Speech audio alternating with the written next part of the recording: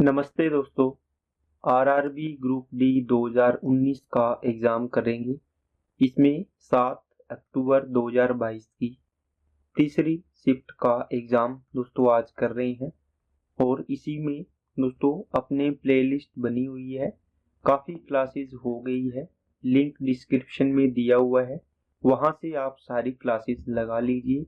आपका एग्ज़ाम नज़दीक है तो मैं थोड़े ही पेपर रहे हैं, धीरे धीरे कवर कर रहा हूँ और इसी के साथ ये प्लेलिस्ट दोस्तों आप ज़रूर लगाएं ताकि आपकी तैयारी अच्छी हो जाए। और टेलीग्राम चैनल को ज्वाइन कर लें, इसमें क्लास की पीडीएफ मिलती है आपको। और अगर चैनल पे पहली बार आए हो तो चैनल को सब्सक्राइब करें। चलते हैं पहले सवाल पे। सवालों को दोस्तों भाग भाग के पढ़ना है, ठीक है। बहुत अपनी प्रैक्टिस सेट कर ली है, अब आपकी स्पीड बढ़िया हो जाएगी होगी अगर आपने प्रॉपर तरीके से सारी क्लासेस लगाई है, ठीक है। चलिए पहला सवाल देखो। u प्लस वी का मान दिया है, u square plus v square दिया है, u माइनस वी का होल स्क्र पूछा है। देखो आपके पास एक फॉर्मूला होता है दोस्तों, अगर मैं u प्लस वी इनको x में लिखूंगा तो कैसे, ये x प्लस वाई हो गया, ठीक है। तो आपके पास एक फॉर्मूला होता है x प्लस वाई का whole square plus x minus y का होल स्क्र बराबर क्या होता है 2 into x square plus y square.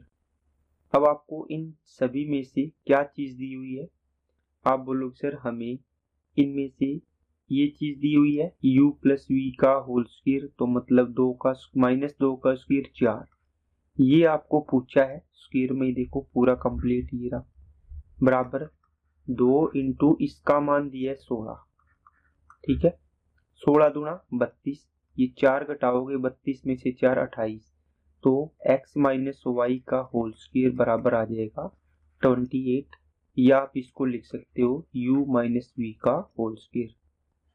Next, pipe P एक टंकी को 28 मिनट में, Q 35 मिनट में खाली, टंकी खाली होने पर यदि P और Q को एक साथ खोला जाता है और 12 मिनट के बाद पाइप P को बंद कर दिया जाता है तो शेष टंकी भरने में Q को कितना समय लगेगा। टाइम नहीं लगना चाहिए दोस्तों, अब आपको P और Q 28 मिनट 35 मिनट में भर सकते हैं। दोनों का एलसीएम 140, 28 पांजी 35 चौके। देखो शुरुआत से लेके 12 मिनट तक दोनों चले हैं, तो दोनों 1 मिनट में कितना भरेंगे, 5 और 4 9, तो 12 मिनट में कितना भर देंगे 108। 140 में से 108 भर दिया दोनों ने, बचा कितना, आप बोलो सर 32। अब ये तय है कि जो रिमेनिंग काम 32 बचा है शेष टंकी, ये क्यों भरेगा, 4 की एफिशिएंसी से कितने मिनट में भर देगा, 8 मिनट में, तो आपका आंसर हो जाएगा 8 मिनट। अगला सवाल, एक डीआई दी हुई है 2018 से 20 तक हिमालय कंपनी के सैनिटाइजर उत्पादन में कितने प्रतिशत की वृद्धि हुई। 18 से 20, 18 में देखो किसका पूछा है दोस्तों, हिमालय, हिमालय है देखो ब्लू वाला। 18 से 20 का देखो 70 हो गई है, 70 है, ये दोस्तों 40 है, तो 40 से 70 का मतलब 4 से 7 हो गया, 3 की वृद्धि 4 पर, 3/4 का मतलब 75%। अगला सवाल, बहुलक माध्यिका और माध्य निकालना है। देखो माध्य निकालना है, सबको जोड़ के जितनी संख्या है भाग कर दो, 8 और 9 17, 25 30, 39 47, 47 58, 58 और 7 65, 65 और कितने हो गए 9 74, 74। और संख्याएं कितनी है 1 2 3 4 5 6 7 8 9, 9 होगी, ठीक है। टोटल एक बार चेक कर लीजिए, पूरा पूरा आना चाहिए ना।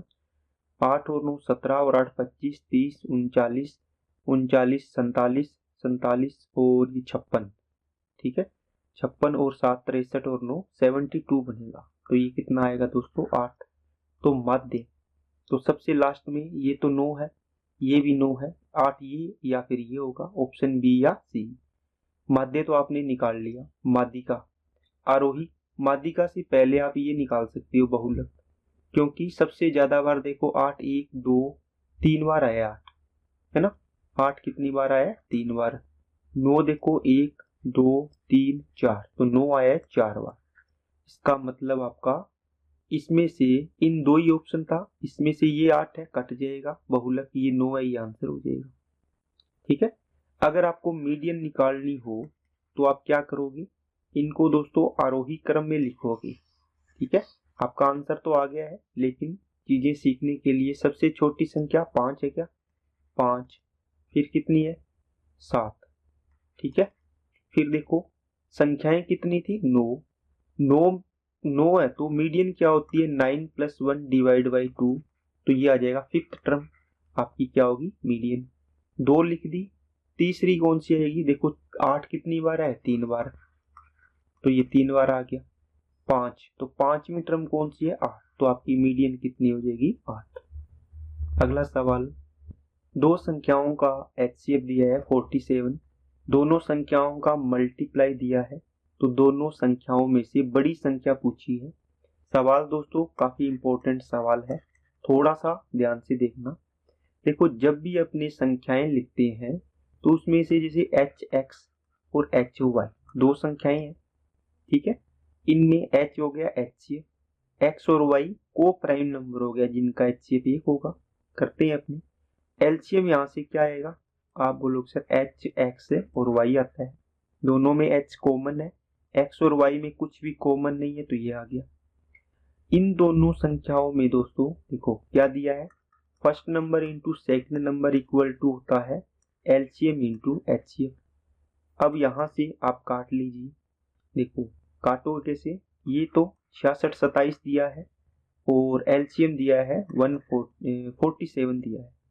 कितना? 47। 47 का इसमें डिवाइड करोगे आपके पास पूरा 141 आएगा, इसकी वैल्यू एलसीएम की वैल्यू। अब एलसीएम क्या होता है? H x y. एच की वैल्यू कितनी है? आप यहाँ पे काट के लिख दो वापिस, 147 इंटू एक्स इंटू वाई हो जाएगा इक्वल टू 141।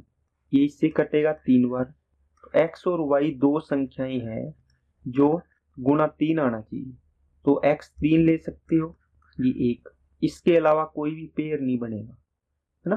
तो अब आपको नंबर निकालने हो तो इसको h से गुणा कर देंगे। 3 47 थी 141 और 1 47 एकम 47, तो दोनों में से बड़ी संख्या कौन सी है? 141।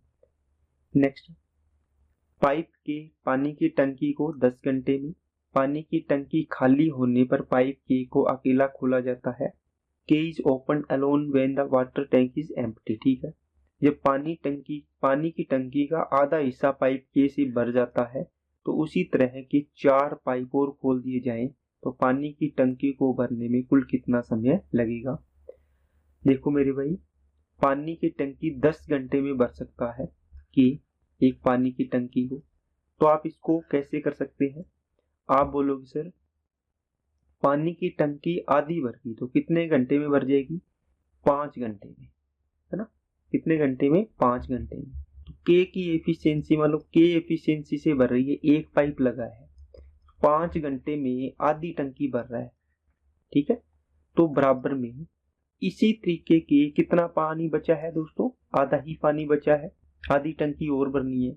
और ये के पाइप है, इसकी एफिशिएंसी की जितना पानी ये डाल रहा है 1 मिनट में या 1 घंटे में, उतना ही पानी डालने वाले 4 पाइप और लगा दिए। ठीक है। तो कितने हो गए टोटल? 5 पाइप, एक तो लगा ही था, इसी तरह के 4 और पाइप खोल दिए, तो कितने हो गए टोटल? 5। 5 की होगी, मतलब 5 लीटर पानी भरा जाएगा 1 घंटे में। इनटू कितना टाइम लगेगा ये पूछा है। कि 5 से 5 कैंसिल, के से के कैंसिल, हाफ से हाफ कैंसिल, इस क्वेश्चन मार्क की वैल्यू आ जाएगी दोस्तों, कितनी आएगी? 1 घंटा। इसका मतलब हुआ 5 घंटे में आधी टंकी भरी थी पहले, 1 घंटा और लग गया, टोटल कितने घंटे हो गए? 6 घंटे। नेक्स्ट, ये 11 से डिविजिबिलिटी का रूल है, ये आपको चेक करना है। 8 एक्स ऐड करना है, तो 8 और 4 12, 12 और 2 14, 14 21, 21 और 5 26, 26 और 2 29 प्लस एक्स। ठीक है। इसका डिफरेंस लेना है। 9 और 1 10, 13 19 27 31, 31 हो गया। तो ये कितना आएगा, x माइनस 2 बराबर में 11। अब यहाँ पे x की वैल्यू कितनी रखो, आप बोलो सर 13 माइनस 2 11 का चल जाएगा, लेकिन आप 2 ही रख दो ना, 2 माइनस 2 0 में 11 का भाग चला जाएगा, तो मतलब x की वैल्यू 2 पॉसिबल है। अब यहाँ पे 13 क्यों नहीं रख पाएंगे, क्योंकि दोस्तों x एक डिजिट है, लेकिन 13 एक क्या है, 2 अंकों की संख्या है, संख्या नहीं रखनी, डिजिट रखनी है। नेक्स्ट, कौन सा द्विघात समीकरण है, देखो ये भी स्क्वायर, तो यहाँ एक्स स्क्वायर बनेगा, वो कट जाएगा, तो ये तो द्विघात समीकरण नहीं है। ठीक है, ये 3x स्क्वायर है, ये भी 3x स्क्वायर है, तो ये द्विघात समीकरण नहीं होगी। देखो ये कैंसिल हो जाएगा, बराबर में एक पावर की बचेगी, ये स्क्वायर ये क्यूब, इसका मतलब क्या हुआ, ये द्विघात नहीं, ये त्रिघात समीकरण बनेगी, ये भी नहीं है द्विघात, ये स्क्वायर है ये सीधी है, तो ये द्विघात बनेगी। तो आंसर हो जाएगा अपना डी ऑप्शन। अगला सवाल, इनका दोस्तों y का मान, तो ये हो जाएगा 8y इक्वल टू 9 इंटू 24, 8 से किया 3, 9 तिया 27। नेक्स्ट, 2 अंकों वाली एक संख्या में दहाई के स्थान पर मौजूद अंक इकाई के स्थान पर मौजूद अंक का 2 गुना है। यदि, अब देखो यहां तक की लाइन में आप देखो, ऑप्शन देखो, मूल संख्या ये ना, ये मूल संख्या, देखो इसका डबल है, डबल है, ये डबल नहीं है, ये डबल है, तो इसका मतलब एक ऑप्शन कैंसिल हो गया। इकाई पर 2 का डबल 4 होना था, लेकिन यहाँ तो 2 का आधा है, इसलिए कट गया। यदि अंकों का स्थान बदल दो, तो ये 42 की जगह 24, ये हो जाएगा 36, पलट दो, ये हो जाएगा 21 की जगह 12। तो इस प्रकार बनी संख्या मूल संख्या से 9 कम है। डिफरेंस देखो, 9 से ज्यादा है, ये नहीं होगी, ये भी 9 से ज्यादा नहीं होगी, इनका डिफरेंस 9 है, आंसर हो जाएगा।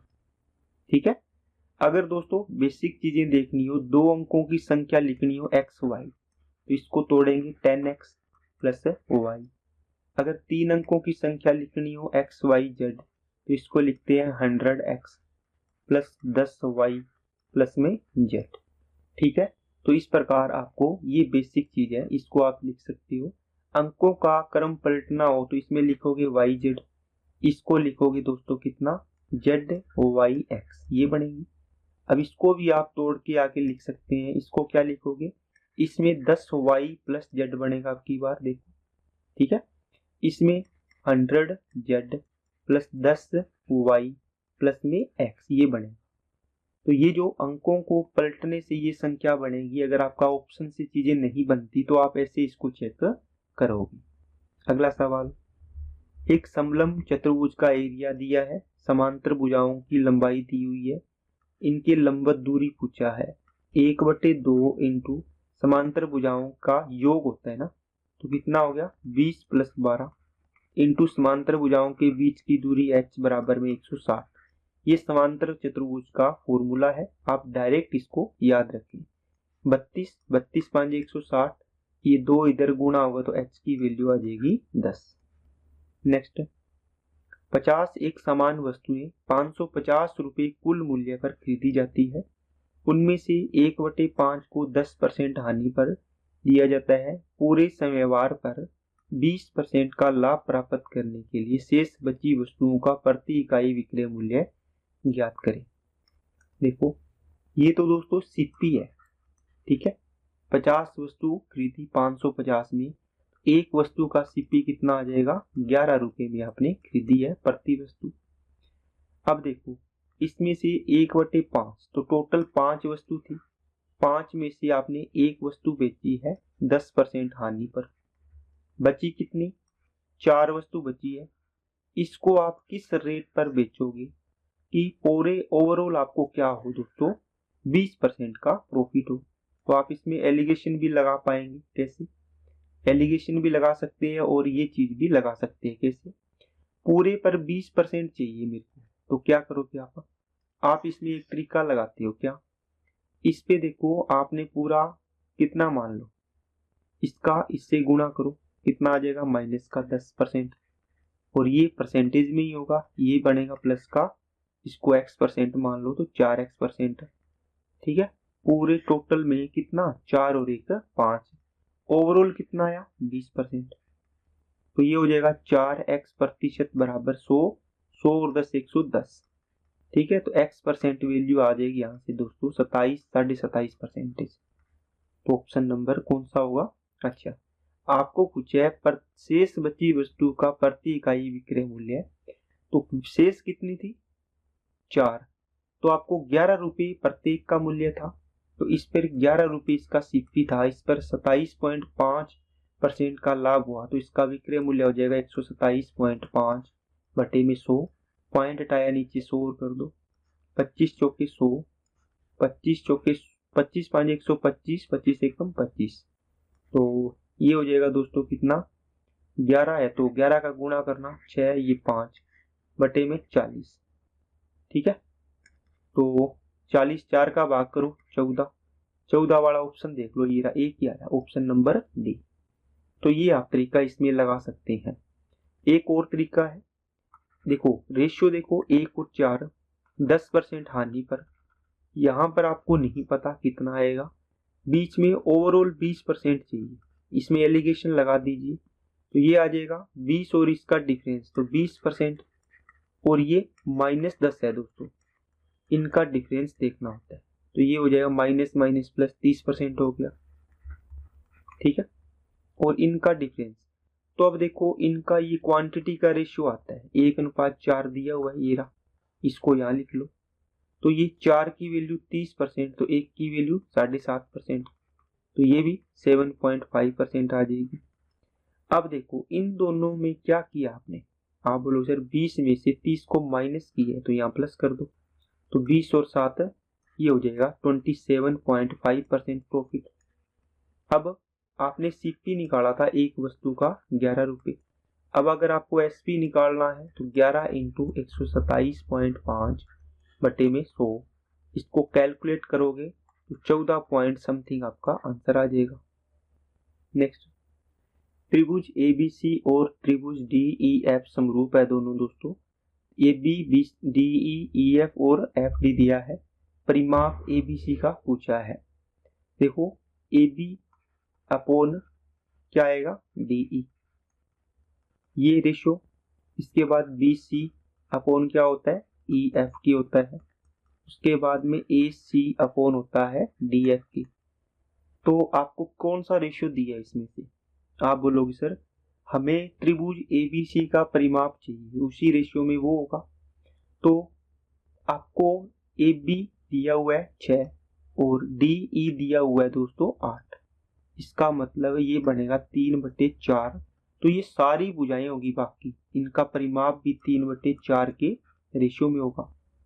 ठीक है, इसका 3 तो ये 4 होगा, मतलब ऊपर वाला एबीसी ट्राइंगल है, नीचे वाला डीईएफ है, तो आप इससे भी निकाल पाओगे। अब आपको अलग अलग भुजाएं निकाल लेनी है, दिया हुआ है इसके अकॉर्डिंग। अब थोड़ा सा डायग्राम से देख लीजिए ताकि थोड़ा अच्छे से आपको क्लियर हो जाए। ये ए बी सी, ये डी ई और एफ। अब इसमें देखो ये दिया है 6, ये दिया है 8, ये दिया है आपको दोस्तों कितना? एफ डी कितना है? 14, और ई एफ कितना दिया हुआ है? 10।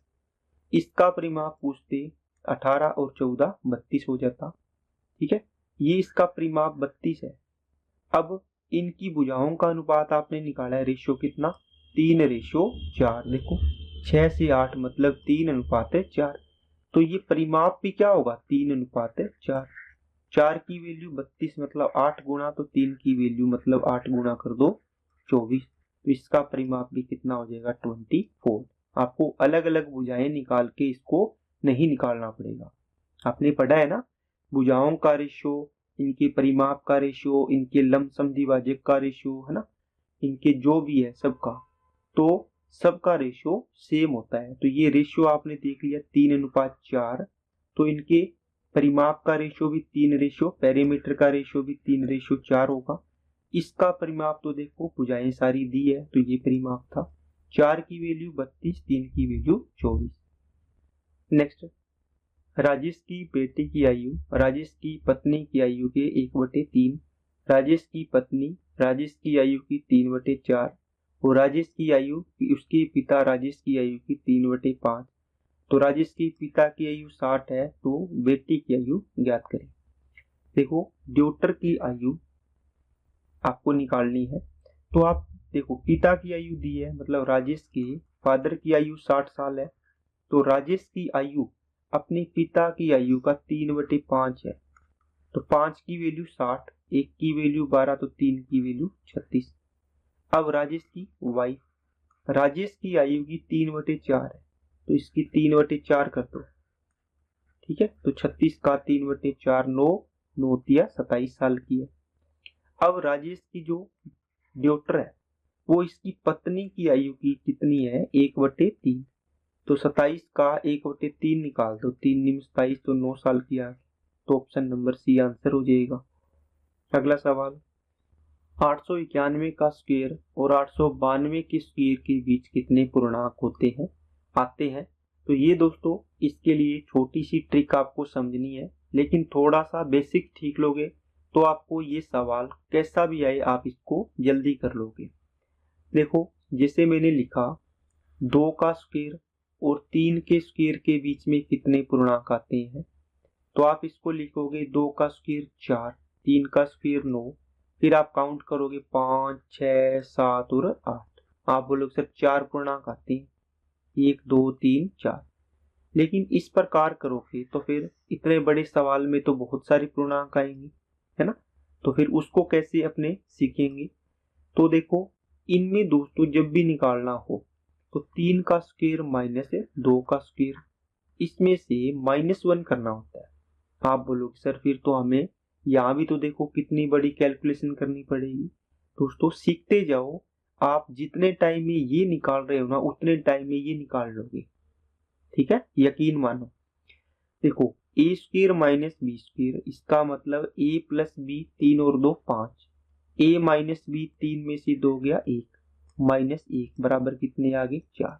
क्या टाइम लगा क्या, आप बोलोगे सर लगा, लेकिन अब बताओ मैंने लिखा 9 का स्क्वायर और 10 का स्क्वायर, इनके बीच में कितने, आप बोलोगे सर 10 और 9 19, 10 में से 9 गया 1, -1, बस कितना आ गया मेरे भाई 19 से कम 19 में से 1 गया 18। आप बोलोगे सर क्या एक हमेशा आएगा, इनका डिफरेंस देखो, लगातार संख्याएं हैं तो यहाँ भी कितनी है लगातार संख्याएं, इसका मतलब जब लगातार संख्याएं हो स्क्वायर में तो आप क्या करो ओनली जोड़ लो दोनों को, है ना।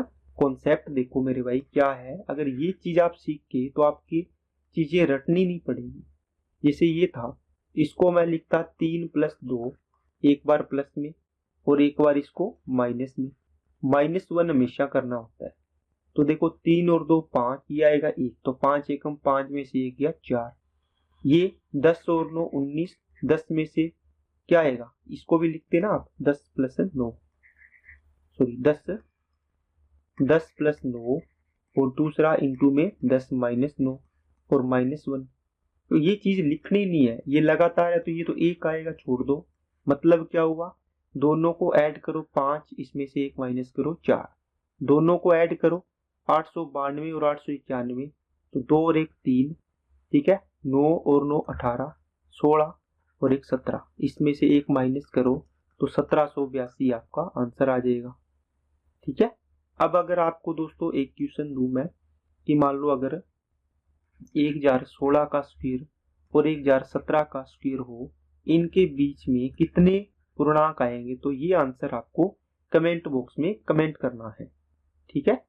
चलिए अगला सवाल, इसकी दोस्तों माध्यिका निकालनी है। इस सवाल में आपको देखना है माध्यिका के लिए मिडिल टर्म होनी चाहिए, कितने हैं 1 2 3 4 5 6 7 8, 8 है, 8/2 फोर्थ टर्म आएगी एंड फिफ्थ टर्म। सम संख्या हो तो अपने ये फॉर्मूला लगाते हैं इनका एवरेज।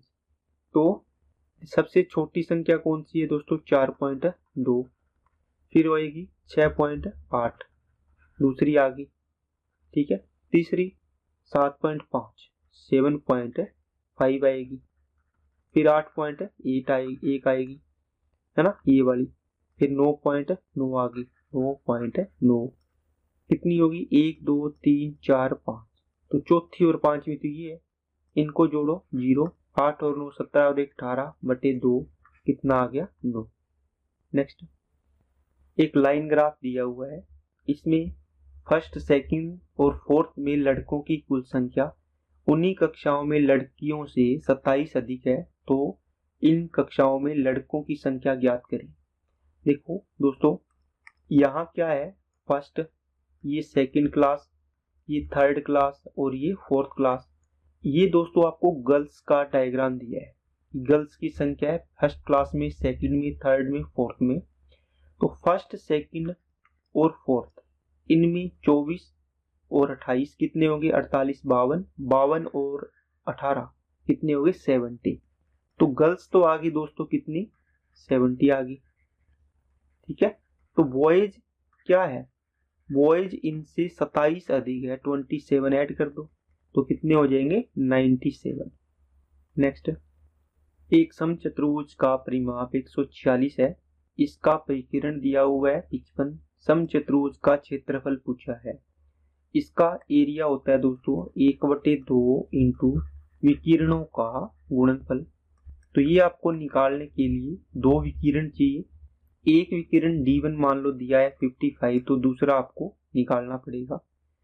अब देखो, ये भुजा देखो कितनी है, इसकी परिमाप दी है समचतुर्भुज का। समचतुर्भुज की चारों भुजाएं इक्वल होती है।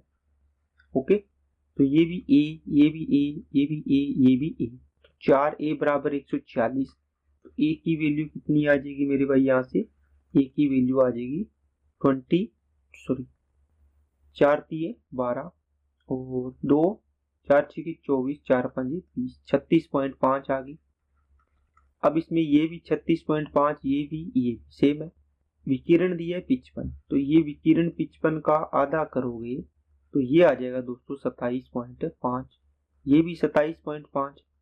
अब आपको ये भुजा निकालनी है, तो ये समकोण त्रिभुज है, इसमें ये कर्ण है, ये आधार मान लो, तो ये लंब निकालना है, लंब मतलब x निकालना है। ये क्या होगा, कर्ण स्क्वायर 36.5 का होल स्क्वायर माइनस 27.5 का होल स्क्वायर। अब कुछ मेरे भाई यही छोड़ देंगे, कैलकुलेशन बहुत है, लेकिन सबसे आसान कैलकुलेशन यही है। कैसे, ए स्क्वायर माइनस बी स्क्वायर, एक बार जोड़ दो एक बार घटा दो, 36 और 27 ऐड करो कितना होगा, 43, 53, 63, 63 और 0.5 और 0.5 64 हो जाएगा। ठीक है, और 36.5 में से 27 माइनस करोगे तो कितना आएगा मेरे भाई, 9 आएगा। इसका रूट करना है, देखो 8 × 3, इसका मतलब इस x की वैल्यू आई 24, तो ये भी 24, तो पूरा विकिरण हो गया D2 48, 1/2 55 × 48, ये कटेगा 2 से 24। देखो ये 110 कर दो, इसको कर दो 12, तो 11 × 12 132, 1320, तो एरिया कितना आ गया, ऑप्शन नंबर बी। ठीक है ना। चलिए अगला सवाल एक आपको सोल्व करना है। देखो सबसे छोटा ब्रैकेट -1, माइनस माइनस ये हो जाएगा प्लस, तो 3 और 1 कितना हो गया 4, 3 में से 4 जाएंगे -1, तो माइनस माइनस ये हो जाएगा प्लस, तो -2 + 1 कितना हो जाएगा -1। नेक्स्ट, एक समचतुर्भुज के विकिरण दिए हैं, भुजा की लंबाई, एक रिलेशन होता है समचतुर्भुज के लिए 4a² बराबर D1² + D2²। ये फॉर्मूला भी आप पीछे वाले एग्जाम्पल में लगा सकते थे ट्यूशन में दोस्तों, समचतुर्भुज वाले में। तो भुजा की लंबाई निकालनी है, 4a² बराबर 12² 144, 16² 256, तो a² बराबर ये हो जाएगा 256, 300, 400 हो गया। 400 में 4 का भाग करोगे कितना आ जाएगा 100, a² बराबर 100, तो a की वैल्यू आ गई 10। नेक्स्ट, एक व्यक्ति ने एक बैंक से 14% वार्षिक साधारण ब्याज की दर से ऋण लिया, 5 वर्ष बाद उसे ब्याज के रूप में 7,000 रुपये चुकाने पड़े, ऋण का मूलधन ज्ञात करें। आपने दोस्तों 100% इसमें से ऋण लिया, मतलब प्रिंसिपल लिया, आपने 5 साल बाद इसको ब्याज के रूप में कितने 7,000 रुपये चुकाए। तो आप देखो 14% 1 साल का, 5 साल का 70%, तो मतलब ये 70% की वैल्यू है 7,000, कितने गुना हो गया 100 गुना। तो हमें 100% की वैल्यू निकालनी हो मूलधन, इसका भी 100 गुना करेंगे तो कितना आ जाएगा 10,000 रुपये। नेक्स्ट, इसको सरल करना है। इसमें दोस्तों आपको चीजें पता होनी चाहिए। a की पावर m को n से गुणा करते हैं तो a की पावर m और n मल्टीप्लाई हो जाती है, और a की पावर m इसकी पावर n हो। इसको सोल्व करने का तरीका अलग है। ये m इंटू n नहीं होता, ये पावर सोल्व होती है, ये गुणा होता है। जैसे y की पावर 2 इसकी पावर 3, ठीक है, या फिर y की पावर 2 और इसकी पावर 2 की पावर 3। इसको सोल्व करेंगे, मल्टीप्लाई होगा, 2 तिया 6 हो जाएगा। ये देखो, ये 2 तिया 6 नहीं होता, 2 की पावर 3। बताओ 2 की पावर 3 कितना होता है? 2 इंटू 2 इंटू 2, ऐसे। तो 2 की पावर 2 2 4, 4 दूनी 8, तो y की पावर 8। समझ में आई क्या बात सभी को? तो दोनों अलग अलग चीज है, थोड़ा सा दिमाग में बिठा लेना इस चीज को। अब इसको सोल्व करेंगे तो क्या करेंगे, देखो ये पूरे के ऊपर पावर है तो इन दोनों को मल्टीप्लाई कर लो, बन जाएगी ना। ऊपर वाले पे भी पावर है और नीचे वाले पे भी ये 2 पावर है। देखो पूरे पे ब्रैकेट है तो ऊपर -6 पावर है तो ये बनेगा x की पावर -6, ये y की पावर 2 और ये -6 तो y की पावर -12, z की पावर -6 हो जाएगा। नीचे देखो -3 थी, इस पे 2 पावर है ना, नीचे भी तो है, y की पावर -6। अब आप क्या करोगे, x की पावर -6 और z की पावर -6, y ऊपर है नीचे है, ये माइनस ये प्लस, इसको आप यहाँ से हटा के ऊपर लेके जाओगे तो y की पावर 6 प्लस हो जाएगा। पता है ना आपको, ये प्लस ये माइनस, तो y की पावर -6 बचेगा। इसका पावर x की पावर -6, y की पावर -6, z की पावर -6, या तो ये ऑप्शन, या फिर आप लिखोगे 1/x की पावर 6, y की पावर 6 और z की power 6। Option number B answer हो जाएगा। नेक्स्ट, एक डिब्बे में 10, 20, 50 के नोट की संख्या है, इनका रेशियो दिया है। डब्बे में कुल राशि दी हुई है। 20 के नोट की संख्या, 10 रुपए का नोट, 20 रुपए का नोट, 50 रुपए का नोट। ये तो नोट है दोस्तों 10, 20 और 50 के। इसके 3 नोट, इसके 5 नोट, इसके 7 नोट। टोटल रुपए कितने बनेंगे? 30 रुपए। 20 के 5 नोट 100 रुपए, 50 के 7 नोट 350 रुपए। ठीक है, कितने बन गए? 380, 480। तो टोटल 480 रेशियो की वैल्यू आपको दी हुई है 3360।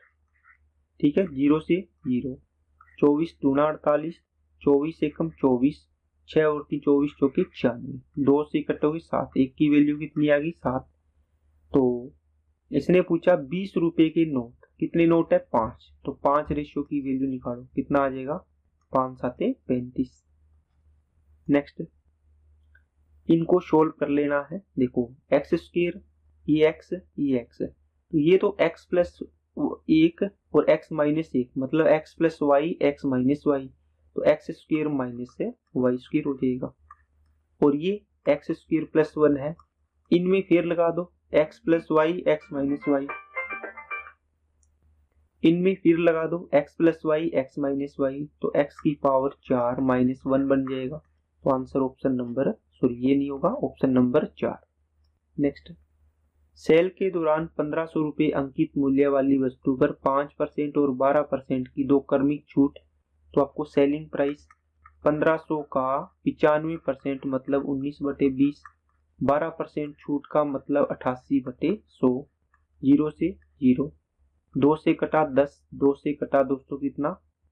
44। ये हो जाएगा 5 दूनी 10 और 5 दिए 15, 3 2 से कटेगा 22, 22 दिए 66, 66 इंटू 19, 9 छिके 54, इकाई अंक 4 सोल्व करना ही पड़ेगा। 19 छिके 114, 114, 4 5 2 1, 1254। नेक्स्ट, यदि ए और बी द्विघात समीकरण के मूल है तो समीकरण इसके मूल क्या होंगे? देखो दोस्तों, 2 इक्वेशन दी है, इस इक्वेशन को सोल्व करेंगे तो x square minus m x और एन एक्स, तो minus m plus n x बनेगा, और प्लस का m into n equal to k. अब आप x square minus m plus n x plus m n minus k equal to 0, अब ये देखो एक्स स्क्वायर, ये एक्स का गुणांक और ये क्या बन गया a x square plus b x plus c, ये कांस्टेंट टर्म होगी कंप्लीट। अब इसने बोला कि ए और बी इसके क्या है दोस्तों, रूट है। तो ए प्लस बी मूलों का योग और ए इंटू बी मूलों का गुणा, वो निकाल लीजिए यहाँ से। तो x का गुणांक ये रहा माइनस बी, तो minus minus plus m plus n आ जाएगा यहाँ से, और मूलों का गुणा ये रहा, क्या आएगा mn माइनस से किया गया। अब इसने क्या बोला, अब इसने ये बोला कि ये इक्वेशन है, इसकी रूट निकालने हैं। तो आप क्या करिए, इस इक्वेशन को भी सोल्व कर दो। एक्स स्क्वायर माइनस ए प्लस बी बनेगा इंटू एक्स प्लस ए इंटू बी, ये के इधर ले आओ, प्लस का हो गया इक्वल टू 0। अब क्या करोगे, अब आप इसमें से ये a प्लस बी की वैल्यू m प्लस n है, पुट कर दो। X square minus m plus n into x, देखो इसकी जगह पुट कर दिया, प्लस ए बी प्लस के, तो ये के इधर ले जाओ, a b plus k equal to m into n हो गया। ये ए बी प्लस की है पूरा, इसकी वैल्यू क्या है mn, m इंटू n रख लो इक्वल टू 0। अब ये जो फॉर्म है किसकी होती है, इसके आप बोलोगे सर इसकी रूट अगर m और n होंगी ना तभी तो अपने करते हैं, मूलों का योग m प्लस n और मूलों का गुणा क्या करते हैं दोस्तों m इंटू n, यही तो लिखते हैं इसमें, देखो ये सेम है। इसका मतलब इस इक्वेशन की रूट है m और n, option number C. Next इसको सोल्व कर लीजिए, देखो 1 plus cos 1 minus cos x है, ऊपर नीचे रूट के अंदर 1 प्लस कोस एक्स और 1 प्लस कोस एक्स, ऊपर नीचे सेम का गुणा करोगे, ऊपर बनेगा 1 प्लस कोस एक्स का होल स्क्वायर, तो रूट के बाहर आएगा 1 प्लस कोस एक्स, नीचे 1 माइनस कोस स्क्वायर बनेगा मतलब साइन स्क्वायर, तो साइन रूट के बाहर आएगा तो साइन एक्स, 1/साइन कोसेक एक्स प्लस कोस बटे साइन कोट एक्स। तो ऑप्शन नंबर देख लीजिए कोट और कोसेक। तो ये दोस्तों 27 सवाल थे, कर लिए हमने, और सभी सवालों को अच्छे से बताने की कोशिश की है ताकि एग्जाम में आप इन चीजों को लगा पाए और सवालों को जल्दी कर पाए। आज की क्लास में इतना ही रखते हैं। वीडियो अच्छी लगे लाइक करें, शेयर करें, चैनल को सब्सक्राइब जरूर करें। Okay, thank you.